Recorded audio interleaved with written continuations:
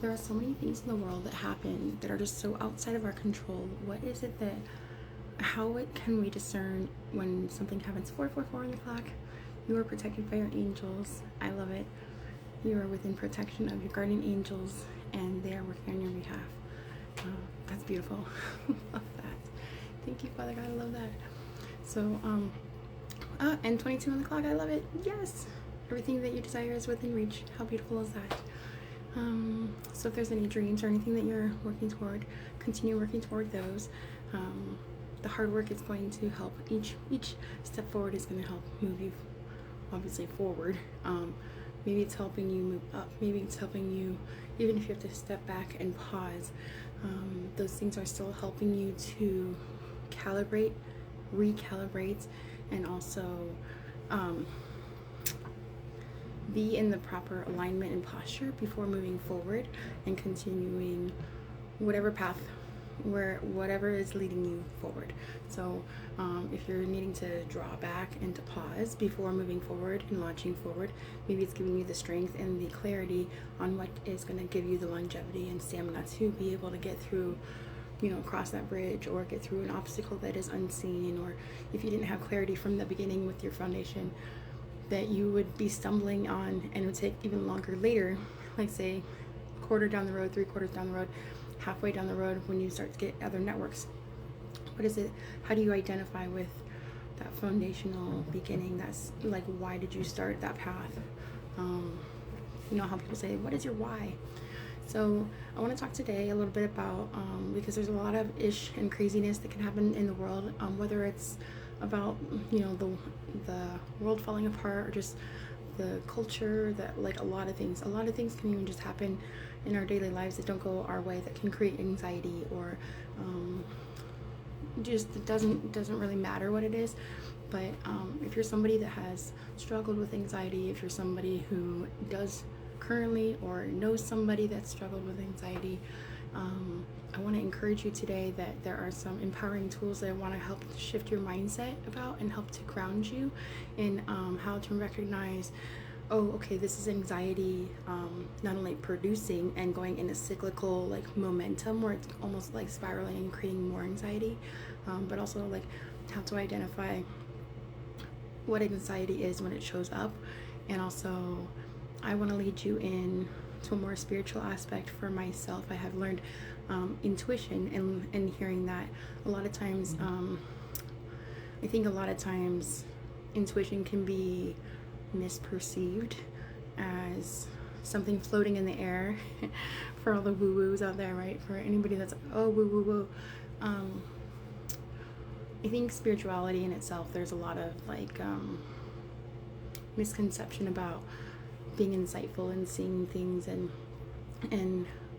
like a lot of us are really intuitive and discerning, but that can show up in so many different ways that like we may not understand in a society that's pushing us to have like they're fear-mongering, and then they're also on top of that like pushing us into action, which so often we actually need to pull back and be at peace and be calm and be in emotion of literally just pause. Like that is surrender, emotion of surrender.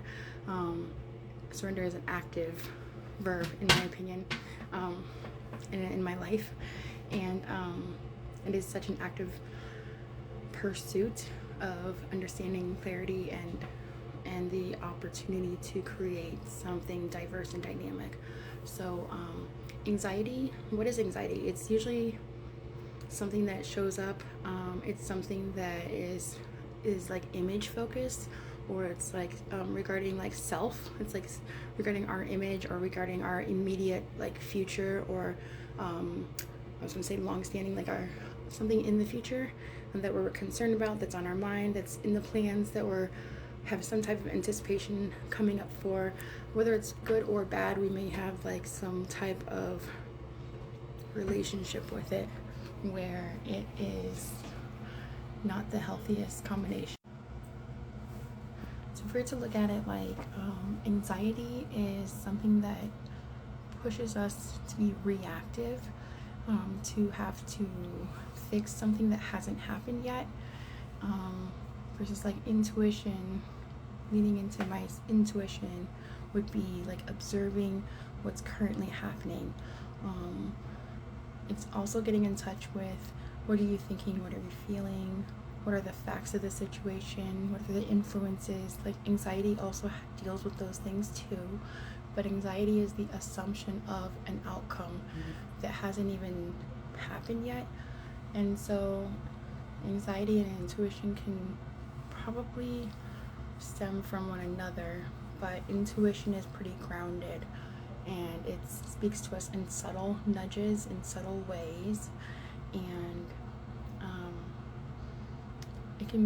intuition is usually calm, versus like anxiety is like really like spiraling and like chaotic, and tends to like get our heartbeat up and running and like pumping in different things, and then helps us to think of like worst case scenarios.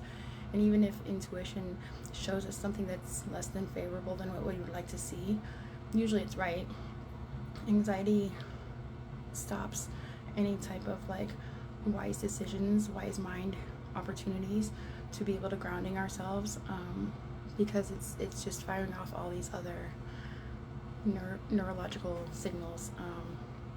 It's creating the fear, it's attracting that fear, it's reacting to whatever the focus is that hasn't happened. The fear, the insecurity, the objective is not going to be able to be accomplished near the same in a grounded manner, because you're not coming from a grounded state going in.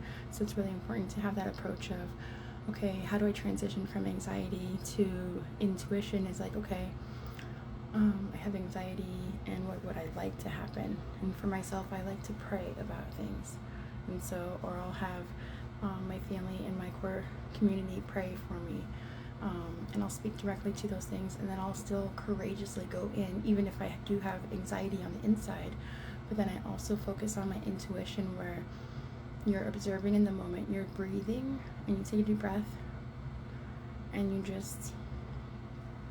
just present, and you choose to respond. And intuition is about the present moment and how to navigate that present moment with who's there with you, and just basically seeking God. So I guess one of the takeaways today would be, so like say that you're texting somebody, okay, for anybody that's out there dating, or you could be in a relationship or not a relationship, could even be like a job interview or something. There's a lot of people that are trying to apply for a job right now and are not hearing back. And so anxiety could be like, oh my gosh, did they even like me? It could be overanalyzing with conversation and interview questions, or different things you did or didn't say or mention, or interactions, whatever, right? Maybe you went to the wrong location, like maybe, who knows, could be anything. You could have done everything correctly and you still have anxiety. Oh my gosh, do they like me? Like all the insecurities come up. Or oh my gosh, I hope I get this job over this job. Or what if I get all of them or none of them? Like it could be any and everything. Anxiety creates its own problems and creates more of them, and it really is not a problem solver.